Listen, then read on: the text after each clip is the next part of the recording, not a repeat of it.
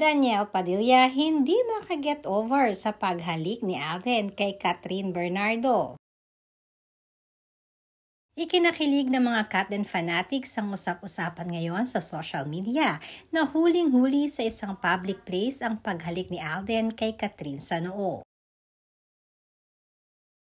Lalo na ding maraming humanga kay Alden dahil sa naging aksyon ito kay Catherine. Dahil ayon na rin sa mga netizens, love begins with respect. At ang paghalik di umano sa forehead ay ibig sabihing iginagalang ni Alden si Catherine. Spotted nga kasi ng mga netizens ang dalawa sa isang restaurant nitong nakaraang linggo,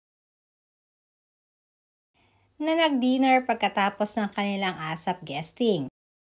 Umani ito ng samot-saring reaksyon galing sa mga netizens.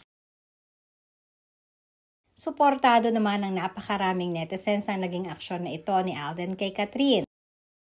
Dagdag pa nila, wala naman di umanong masama dito dahil parehas namang single ang dalawa. At kung may best na pagkakataon man ay marahil ito na talaga yon. Samantalang ayon naman sa aming source na magpahanggang ngayon daw ay gigil pa rin itong si Daniel sa mga naglalabasang promotion ni na Catherine at Alden. Lalo na ang balitang spotted ng mga netizens na hinilika ni Alden si Catherine sa noo sa isang restaurant. At puro negative feedback pa din ang maririnig mo kay Daniel Padilla. Ganun pa man, wala naman di umano pang magagawa itong si Daniel dahil kahit anong sabihin nito ay hindi naman nagmamatter sa dalawa dahil mukha namang wala na talaga siyang chance na makabalikan pa.